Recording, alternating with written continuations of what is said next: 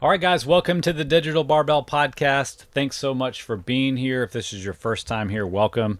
If you've been around for a long time, thanks for sticking with us. I'm Jonathan.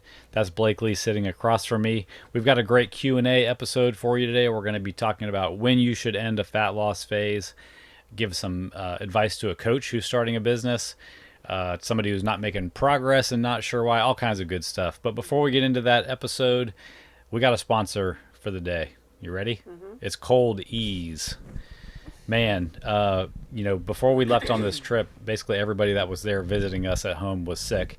And we're like, oh, God, please don't let us get sick. And Blakely has come down with a cold. We thought we escaped it by running away in our trailer. I started taking Cold Ease while everybody was there. I didn't. I don't know. I should have. I was like, I'm good. I don't think there are a lot of... we're going to talk about supplements today. There aren't a lot of supplements you need, but I don't know what it is about Cold Ease, but I really think the zinc in there or whatever else they have in there, it really does help. If you're teetering on the edge of getting a cold, or if you have one, it really helps you get over it quicker or it not be severe. So I don't think it helps you get over it quicker. I feel like, I don't know. I think it says on the box like that it's kind of like what you did with it. You have to like start taking it like as soon as you see the signs of a cold or right before, like if you're around somebody with a cold. I think when I worked at Rice, I used to like take one every day just because I was like, I'm around a lot of people. Yeah. I remember, and it helped me kind of stay. I've been taking it. I took it this morning. I heard you unwrapping something. I'm like, what are you doing over there? I'm offended. I mean, we're in like 150 square feet here, and you're coughing all over the place and sneezing. So I'm gonna do what I can to stay well. But you know what? I've honestly been thankful that I had this cold, just because like I'm not good with change in things like this, and we're venturing out in our camper for an undetermined amount of time to kind of test the waters of like, is this something that we'd want to do, like to full-time in a camper for a year or two, blah blah blah. Anyway, and it's not all like roses and rainbows out here. Like you're gonna get a cold and things like that, and like literally like 3 days in, this cold kind of caught up with me, and I immediately was like, my mindset went to like, I'm actually thankful that I'm going through this in here, because my first instinct was not like, I want to go home, like I need to have this cold at home. Like, no, I'm fine. I'm in the camper. This is my, like, I'm super cozy in here. I can be fine in here. Just as fine as I could be at home with a cold. True. So I really is like I said, I'm like kind of like grateful. Not that I want to be feeling sick or anything like that, but I was like a little bit grateful that this happened early on and in this testing thing that we're doing. Yeah. All right. So we're a little over a week in. If you had to decide, a week yesterday. If you had to decide right now, could you live in this camper full time for a year? Let's call it a year. Yes. You could. Wow. It's pretty bold. Like, didn't even have to think about a statement. I know I could. Yeah. I like it's been different this time. This trip has been different than like other times when we've just gone out camping for a few days in it or whatever.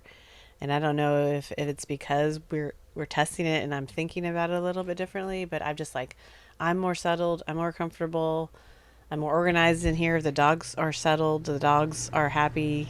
We've been able to like wear them out, and they're not antsy or anything, and yeah. Should we go turn the air off, or do you think we should just let it roll? I just heard the air kick on. I don't know if you can hear it or not. I can hear it pretty good in my headphones. Yeah, you can go turn it off. Okay. I'll wax on my drink here. Have you guys tried this? I don't. It's made in Austin, so I don't know if you can get it everywhere. This Rambler. Can you see this? This is my new favorite fizzy water brand, and this particular flavor is Satsuma, which I think is like a blood orange type of flavor. Delicious. I'm not one for these fizzy waters that are like super, I call them burpy, like carbonated. It's so carbonated you take one sip and you're like, oh, gripping your chest. And this one is a milder fizz but a bolder flavor. Boom. They should have that on the can. Got a nice sound opening that can on the podcast. Yeah, you were just complaining that every one of these you've opened has not opened for you, and everyone that maybe you don't know how to open cans. Yeah, I made it to 45 years old, and I'm just now trying to figure out how to open cans. All right, well, All right, we'll see how it goes. We're headed. Where are we now? We're in Port Aransas. We're at the We're at beach. the beach. It's not a beachy looking day out there, but anyway, that's part of the deal too. Yeah. We're gonna head north in a few days, kind of up by not too far from where we live actually, and then the plan is, and I still want to do it, is head west towards Marfa and Big Bend We're really State just Park. gonna stay in Texas for this trip.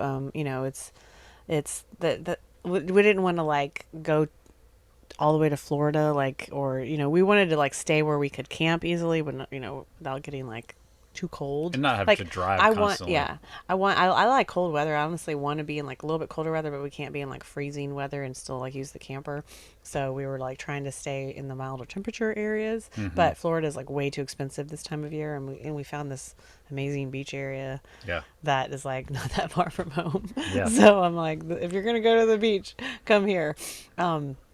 But yeah, so The same I think place we were in last week, where the sponsor was Happy Hour. yeah. We left, went somewhere else, and Yeah, came back. yeah. We left. We went to South Padre, which when I was growing up, I was like, this is the place you should go for spring break. It's awesome. Like, and I'm like, no, take me back to Port Aransas. Like, it was just I don't like super touristy towns, and like everywhere you went, it was just like over the top to me, like Yeah, in your face, like I grew up on the east coast of Florida, Cape Canaveral, Cocoa Beach area, and like it reminded me a lot of going up and down there, and it reminded me of Orlando a lot. Where, Orlando. like, Yeah. a lot of the stores are these just over the top giant buildings with, these like sculptures of jaws all over Jonathan 'em. couldn't get over that there was a sugar shack, like a sugar Palace. palace on one side of the road, and literally diagonal on the other side of the road, a sugar kingdom. Sugar Kingdom. Like Sugar Kingdom was 3 or 4 stories of Yeah. of candy, Yeah. and Sugar Palace was like several stories too. crazy. And it was like, I mean, I'm just picturing like parents driving up and down that road with their kids and Yeah, trying to it's so convince them tempting. that they don't need to stop at the Sugar Kingdom. giant lollipops outside. Oh man. But anyway, this town has that feel, like that beach town feel, without the tourism to me. Like, there's the local coffee shops. It just feels like local beachy people live here, and that's what I like, that vibe. Yeah. Versus like, here's a like 4 shirts for $10, like up and down the streets, and like I don't know. I think it's funny that you brought up coffee shops. Anybody who knows anything about us, they're like they judge the success of a trip or the value of a city on what kind of coffee We shops did. they We got. we tried to go work in a coffee shop, and I like wasn't. We didn't do very much in South Padre also because I wasn't feeling the best. But we tried to go work in a coffee shop, and like no one's working there because everybody was on vacation there. Yeah, yeah. Plus, it was super windy. Nobody that's listening to this or watching should be surprised that you can hear dogs snoring in the background. The dogs have taken quite well to traveling in the Airstream. They actually don't mind the travel days riding in the truck either, but they're both passed out, and you'll hear them snoring throughout this Q&A episode. All right, we better get into the questions. Let's go. Number 1, if you could only eat one source of protein forever, what would your pick be? Thanks for sending this one in, Mary. I knew this immediately. That Mary sent it in, No, or you knew your no, answer? I knew my Okay. answer immediately because if it was socially acceptable, I would eat eggs every meal. For your protein source? For my protein source. I just love eggs. I love eating eggs. Yeah. I would prefer to eat eggs every meal for my protein source versus like chicken and beef and other things like that. Yeah. You like egg hunts. You like decorating eggs. You like deviled eggs. All things eggs. No.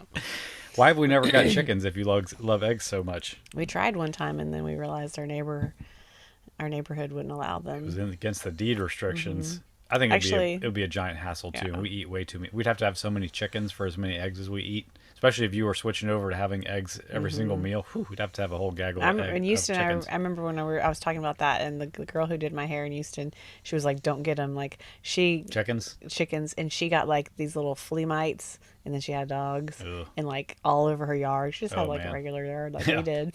It's like, okay, I'm good. We're super spoiled too, because the house that we live in now, that we're renting, our landlord lives across the street, owns a giant ranch, and they have They chicken. have an overabundance of eggs, So they're always dropping off Yeah. homemade eggs to us, which is pretty like stinking 2 dozen awesome. at a time. I know.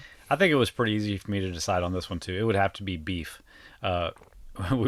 We talked on our call with Haley this morning about this, and she agreed too. Beef is very versatile. You can do ground meat, you can make hamburgers, you can do tacos, you can do steak, you can do fajitas. It's a lot of things you can do You with can beef. do all those meals with eggs. Ground eggs, You could do egg like steak. egg tacos. I'm going with beef. I mean, it doesn't What get about the much better. saturated fat? Well, I would have to get the leanest possible. And plus, whoever asked this didn't say like which is the like Yeah, I know. healthiest, most sustainable to eat. They said if you could choose forever. So anyway, I'm going with beef. All right, there we go. Good question. I'm in the final push of a 16-week cut, but I'm going out of the country for a month and won't really have access to a gym. What's the best way to keep from losing muscle while I can't work out? If anybody doesn't know, a cut just means like a fat loss period. Sometimes we talk about this like cycle you can take yourself through where you spend dedicated time building muscle and strength and gaining a little bit of weight. We call that a bulk. And then you pull back from that, you go into a dedicated period of pulling calories back, going into a deficit, and losing body fat. That's called a cut. That's the way that like you really make a big transformation in your physique over the years is by going through these cut and bulk cycles. They don't have to be like really extreme examples, but it takes a different set of circumstances with your food to build muscle than it does to lose fat. So that's what this person says that they're doing. 16-week cut. They're coming to the end of it, and they're going to be gone for a month. So let's think real quick about like they're concerned about losing muscle. Well, what are the factors that could contribute to you losing muscle during a cut? Number one is if you lose weight too quickly. We know that aggressive calorie deficits as you lose fat are going to make you lose more muscle than a more conservative deficit. Number two is if you undereat protein when you're in a deficit, you're in much more likely to lose muscle, not just fat. And number three is if you're not stimulating what's called muscle protein synthesis by lifting weights. It's not just about eating protein that stimulates MPS, it's about giving your body that anabolic signal of doing heavy weightlifting. So those are the three things that are going to cause you to lose muscle. So we already know that we're not going to have access to a gym during this time. So that's kind of one thing working against us. Actually, before I get into this, this brings up an idea that like I think this is what's dangerous about the weight loss drugs that are on the market right now is these drugs are influencing people's hunger so much that they really are going into a drastic calorie deficit and losing weight quickly. That's strike one. Number two is that because they're not hungry, they're not eating very much, and they haven't probably got a good base of nutrition education, they're probably under eating protein during this time. Strike two. Just because somebody's taking weight loss injections or taking these drugs doesn't mean that they're lifting weights. Strike three. So I feel like those three factors combined is really the worst case scenario for somebody rebounding back and regaining the weight after they stop taking the drugs, and also setting themselves up for a long-term less than advantageous situation with their metabolism because they've lost so much lean mass in the process of losing that weight. As we all know, one of the most fruitful things you can do for your long-term metabolism is stay active and have a lot of muscle mass because that muscle mass is going to burn calories, keep your total daily energy expenditure higher than lower. And I just see, foresee in the future when people can no longer afford to take the injections that we've got a bunch of like under-muscled people who have lost a lot of weight, don't have a bunch of habits built up, and they end up regaining the weight and their metabolism's in a worse place than before they started. So anyway, with that out of the way, this person who's not going to have access to a gym is not that person, but you're probably still going to have access to protein where you're traveling. I don't know. Some countries it really is hard to find protein actually. So think about, is that going to be a roadblock for you? Are you still going to be able to get at least 0.7, 0.8 grams of protein per day per pound that you weigh? Then you're probably in pretty good shape for that. So and if you are able to do some kind of exercise on this trip, you can still work your muscles with body weight or bands. And as long as you come pretty close to failure and you're really giving them a good signal, your microphone is kind of scratching over there. You're probably not going to lose a lot of muscle. You're probably going to see a little bit of a depletion in the size of the muscle when you look at it visually because you're not going to have the same stimulus as you would lifting weight. So you're going to deplete glycogen. You might look a little softer, a little bit smaller, but that will come back when you come back from your trip. All that to say, I would probably end your. Why are you laughing? I want to go ahead. I have a funny story. Okay.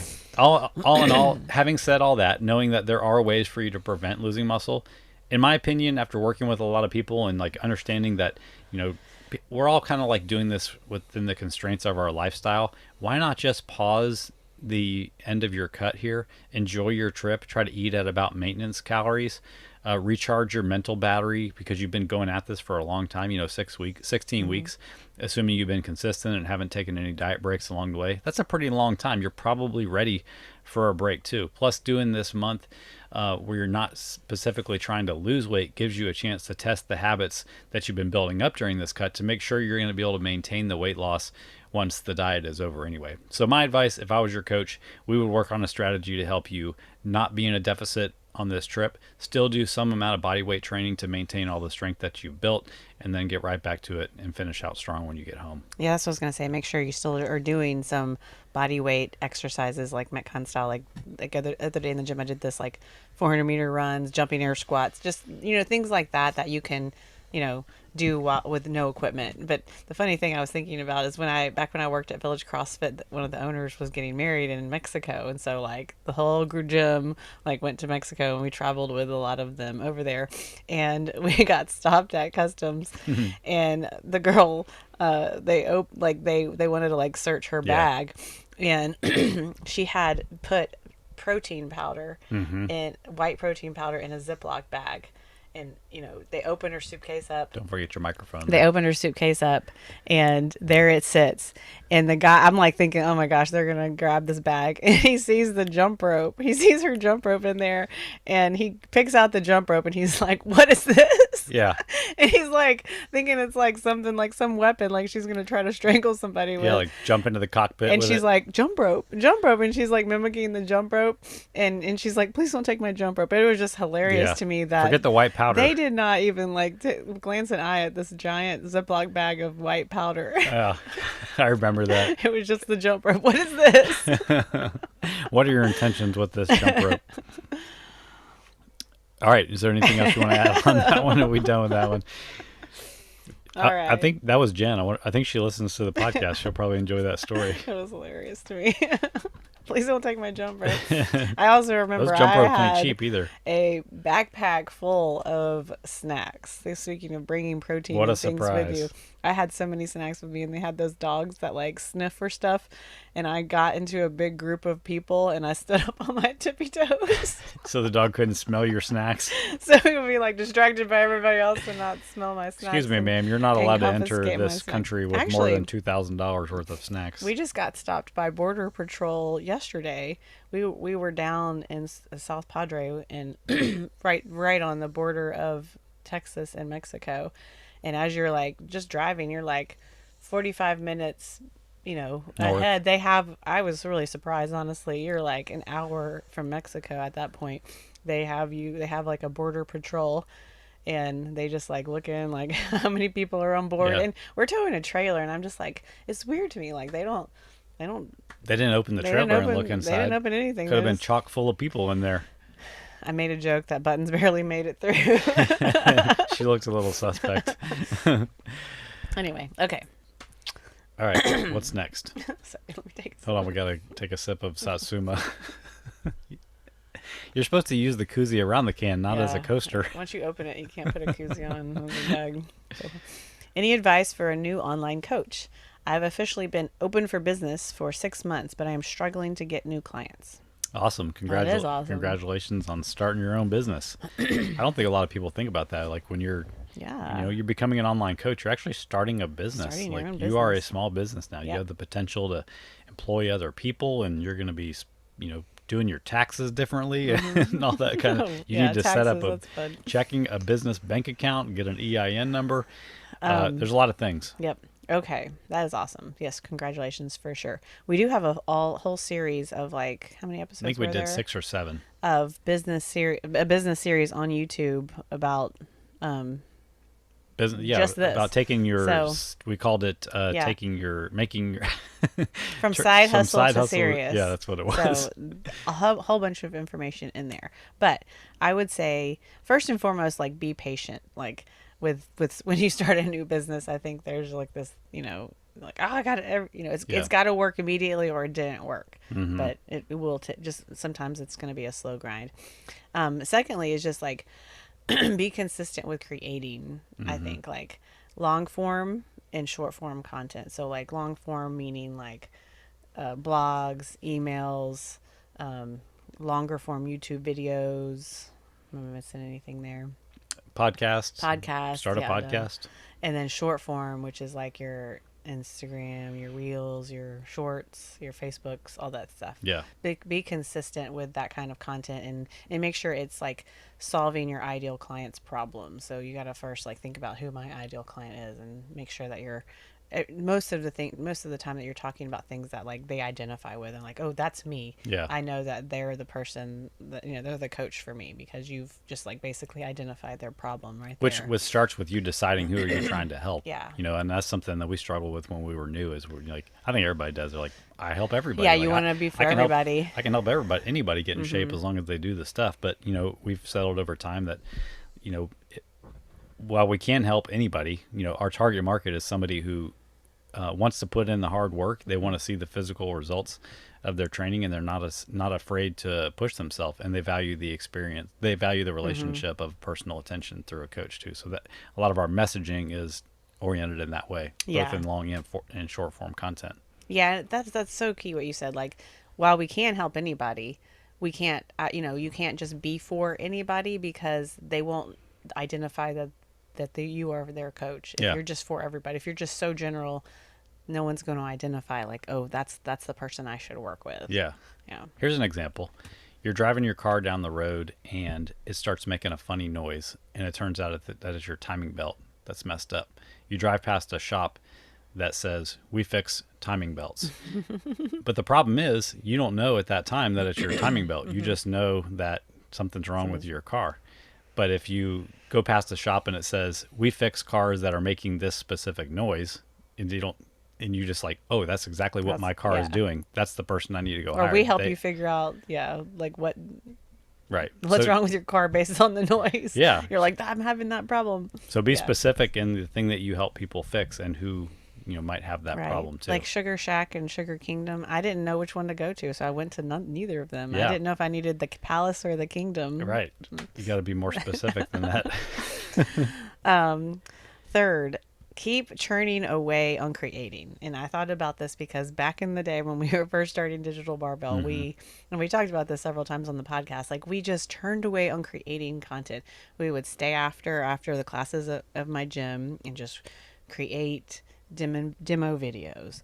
We would create like silly blogs. When I look back at them, I'm like, what was this? But we were creating silly blogs. We were creating we were doing in-person seminars. We were like creating huge free like ebooks, like anyway, like just creating stuff. And at the time I kind of was like, what are we doing here? And it has paid off. Yeah.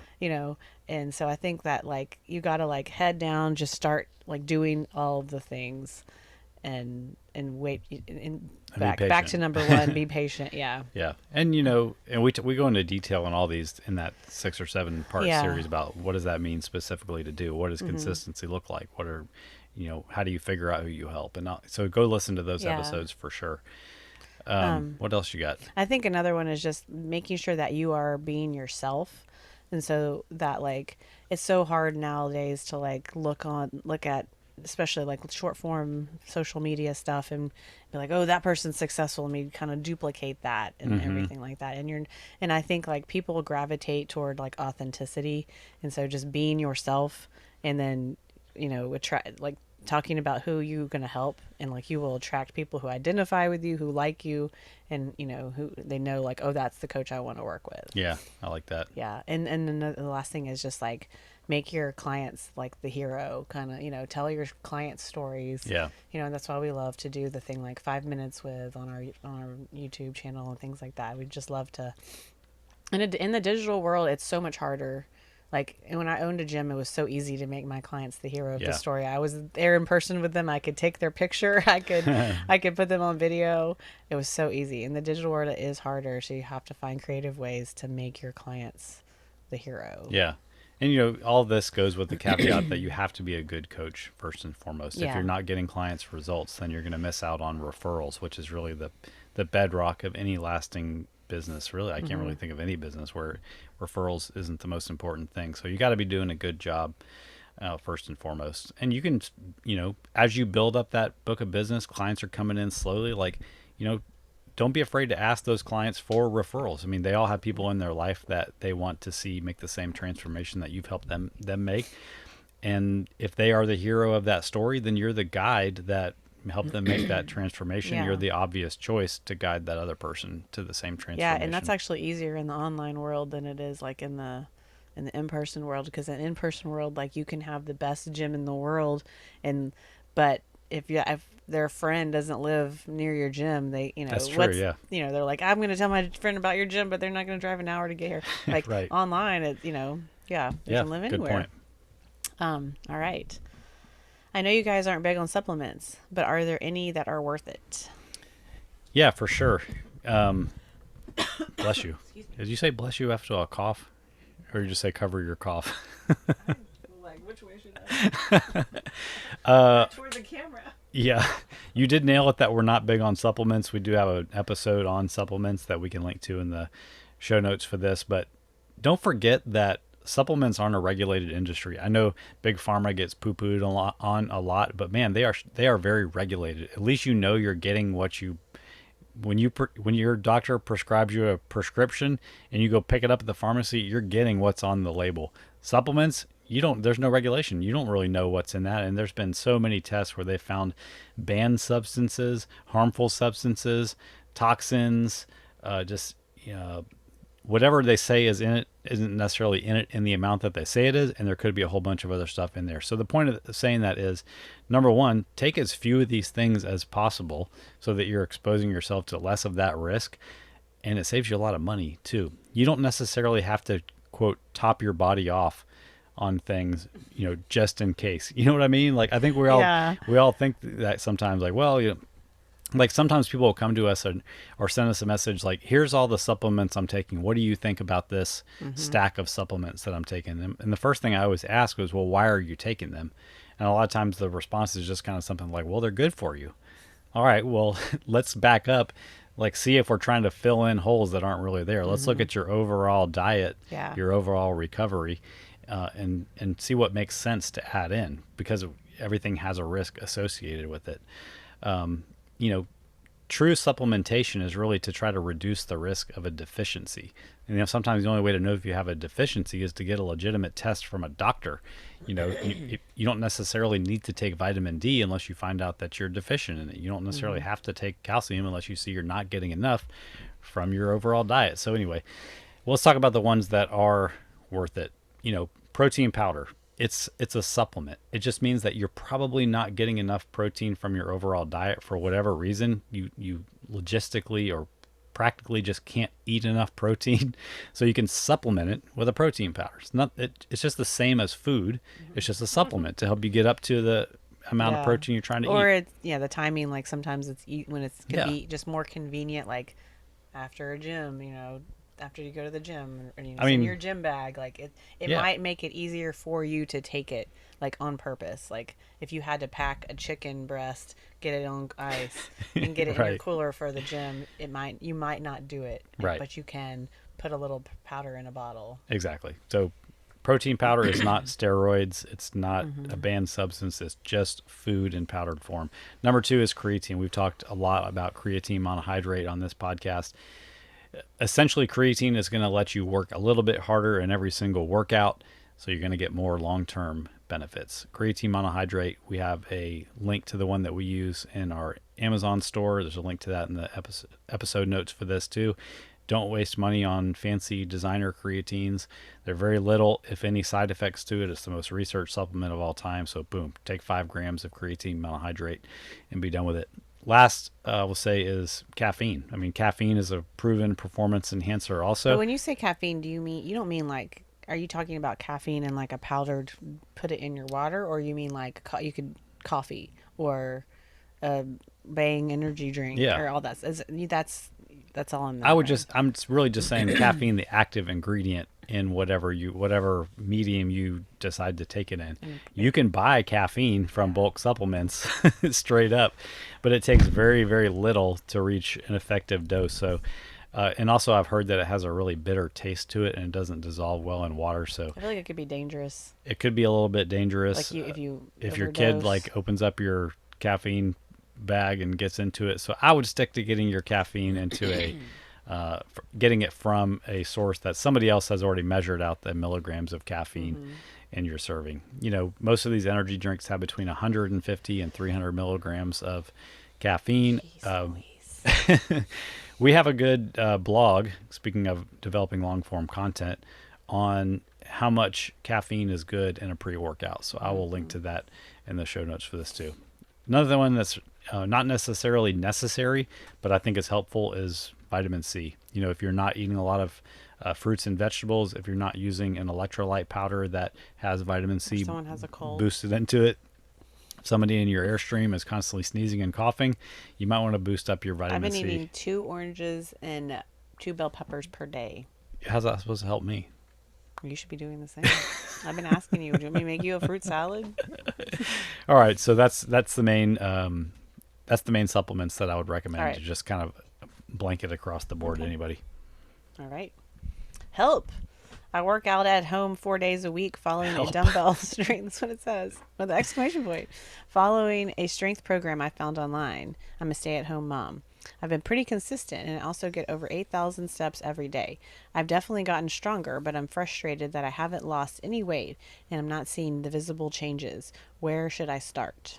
This is probably, I don't know, the most common problem in all of fitness, that people are working out but not seeing the results that they want to do. So here's what most people do. Maybe somebody listening to this has done this. They'll do one of three or all three things. What's wrong? The wind has started. Oh. Number one, you will start doing more cardio if you feel like it's not working. I'm going to start running more. Number two, you'll start cutting carbs. I got to get these evil carbs out of my life and I'll finally start seeing some progress. Number three, I got to change programs. I got to jump to something else because this thing just ain't working. And that might be the fix. That's probably the most likely fix out of any of those three. But anyway, this person might be tempted to do one of those three things. But let's back up and talk about maybe a better approach. I would say that that's only the thing if you're truly doing the program and maybe like doing it the way Yeah, I it's mean, intended. So I think sometimes people fall into the habit of like I do something for 3 weeks like oh that didn't work. yeah. I mean move on. So I think there's a fine line between like jumping around too many programs or actually admitting like okay am I doing the things in this program? Yeah, good point. And actually, sometimes people reach out and they're come with this question, and I'll say, "Well, tell me what you do for training," and they'll send me their training program. I'll be like, "All right, your training program is great. Continue on," or "Your training program has a lot of holes in it, and this is probably the reason you're not making progress." Bless you. Okay, so let's talk about the elephant in the room that most people want to ignore when they're in this situation. Is the base of the pyramid for most people's results is their nutrition. So this person's doing good on their steps. They're doing stuff in the gym. They have a busy life, I'm sure, but they didn't talk about what's going on with their nutrition. They said they were frustrated because they aren't losing weight and seeing visible changes. So I can just assume that fat loss is one of this person's goals. So we have to start looking at their nutrition.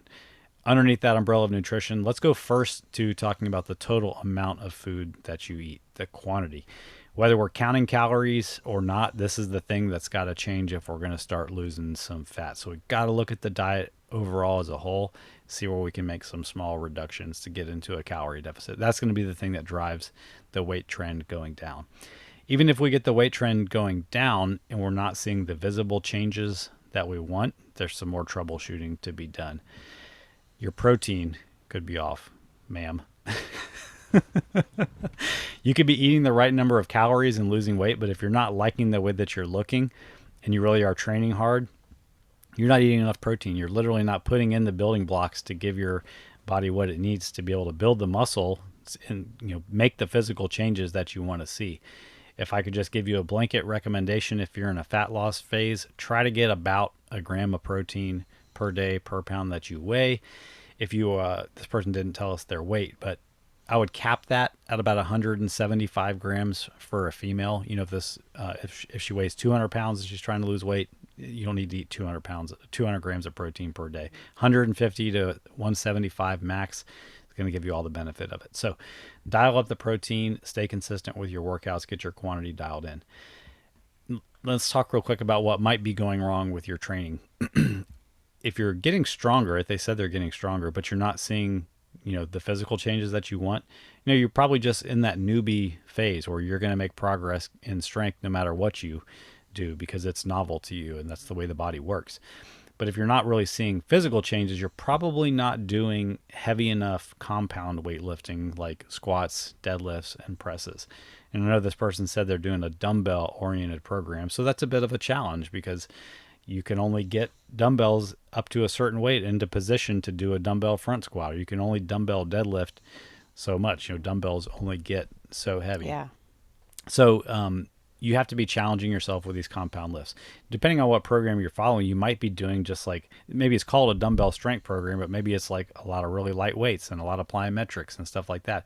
And maybe you're never actually, getting close to failure into that hard set range that we talk about so often. That is the thing that actually causes the adaptation of seeing those physical changes that you want. And then moving up in weights. Right. After you've like peaked, done so many reps. Yes. With sure. that weight. Yeah, you got to make sure you're increasing reps and then increasing load as you get to like the top end of the number of reps that you want to do.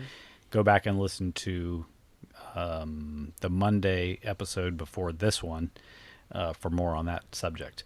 You're working out enough 4 days a week. That's enough. If you're working out 3 days a week, I might have questions, but make sure within that 4 days per week that you're hitting each muscle group with about 10 hard sets per week. You have to know a little bit about anatomy to kind of figure this out. And, but there just could be a chance that you're just not doing enough volume. You know what I mean? Let me give you a little example of what that looks like. Because I think we say sometimes like, make sure you're hitting at least 10 plus sets per week. But so for example, you want to hit your triceps. You could be doing like, in day one, some tricep extensions or kickbacks or whatever the tricep exercise is for 3 to 4 sets.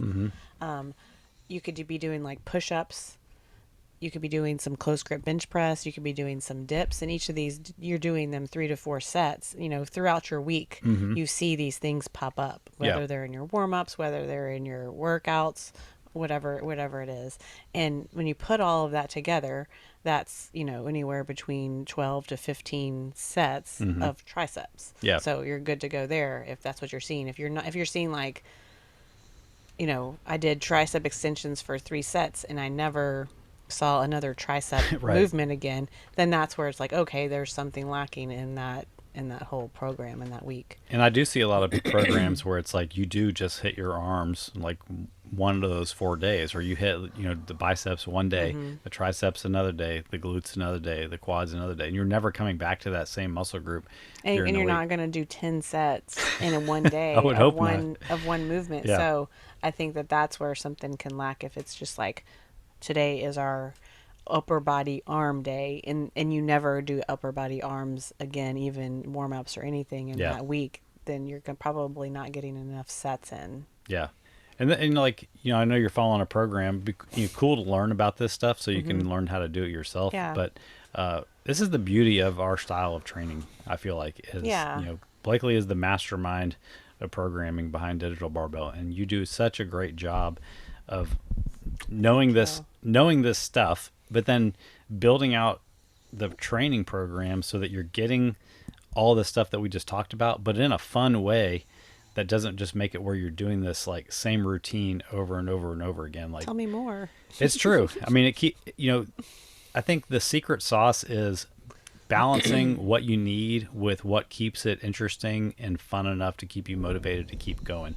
Like we hear a lot from clients, like, I love that no 2 workouts are exactly the same. And somebody who knows about progressive overload and strength training and bodybuilding might be like, how do you make progress with no 2 workouts being the same? Because we all know that you do have to repeat certain exercises to be able to make progress. You can't just like see an exercise one week and don't see it again for another 3 months. So that really is the secret sauce, though, is knowing how to mix it up so that you're getting what you want, but in a fun way that, makes you want to keep doing it. So shout out. Boom. Give me a fist bump. You can keep doing my programming for me. Thank you. Anything else you want to say on that one? I think you covered it. Last one? You have 2 more. I'll be 35 this year, and up until now, I've only done endurance training. I've done 10 marathons and 12 half marathons. That's awesome. Is it realistic for me to start lifting weights and strength training at this age? I've heard that after 30, it's harder to build muscle. I feel like this person, first of all, you're amazing. Yeah. And I feel like this person already knows what answer we're going to give to this question if they listen to this podcast and know us. Of course it is. You know, I So let think me see. Is it realistic for me to start lifting weights and in strength training at this age? Yes. heck yeah. You know, like I don't think it's a secret that like I never even really like touched a barbell with the intent of doing any of this stuff until I was 30 or a little over 30. And not that I'm like at an elite level now, but I'm certainly a lot more muscular and stronger and in better shape than I was 15 years ago when I was 30. So absolutely you can. And like go to our YouTube channel, look at our episodes of 5 Minutes With, and look at the progress that our clients over 40 have made. There's also a difference between your training age and your chronological age. This person's talking about my chronological age is 35. Is that a problem? It's not a problem at all. And actually it's a benefit to you, because the reason that one of the things that makes it harder to get stronger and build muscle is your training age. At a young training age, you're at your prime to make the fastest progress ever. You're brand new to it. Everything is going to work no matter what you do. As long as you have a decently solid plan, you're going to see rapid progress. As your training age gets older and you get more advanced, that's where you have to be more consistent, add in more volume, add in more variety to keep making small incremental changes. Once your squat is up to 300 pounds, it's a lot harder to get to 305. When your squat's only at 135 pounds, it's super easy to get to 200 pounds. So that's what I mean. It's like, you're in a great spot to do this. Forget your chronological age. Your training age is ripe to do this. And no matter what your age is it's the recipe for doing it is the same. So don't even worry. You got to do the same stuff no matter how old you are. So don't let that hold you back. And we have several clients that are in their 60s and even 70s who've just started their weightlifting journey. And I think if they were giving you this advice, they'd be start right now. Like, don't wait any longer. Cause I think that they are seeing progress in their 60s and 70s, but also wishing like, man, I wish I had started this even in my 30s or 40s. Yeah. And like I said, the recipe is the same. You just have to stay committed to it. As you get older, you have to be a little bit more specific with your nutrition, with your recovery, maybe taking deloads more often, and making sure that your training program takes into account, some of the aches and pains that come along with getting older. But you actually see that but as not you at get 30, stronger. But not at 35. Yeah. Like I would say at 35, you do this much activity already. Yeah, true. You don't have to. You're not in that category yet. Just start. Just don't start. Stop. Yeah, just start. Like you don't have to worry about anything right now. Yeah. Why don't you, since you sounds like you don't have a place to start, go to digitalbarbell.com/arms and abs spelled out. Download our free 5-week training program and do it. You will be shocked how much progress you make in 5 weeks. And that's a perfect complement to somebody who is already doing something like a lot of endurance training, because it's going to like target muscle building exercises, and without they're already, it seems like they're doing plenty of endurance training right now. Yeah. Maybe they'll train us for our 10K that we're going to do this year. All right, that's it. All right, thank you guys for watching. Hope you enjoyed this Q&A. If you ever want to get a question in the queue, get it? How do you spell Q if it's like C-U-E. A line? I think, is it still CUE? I think so. Okay. If you ever want to get a Q in the queue, just leave us a message on Instagram. We're most active on there. All right, you guys have a good day.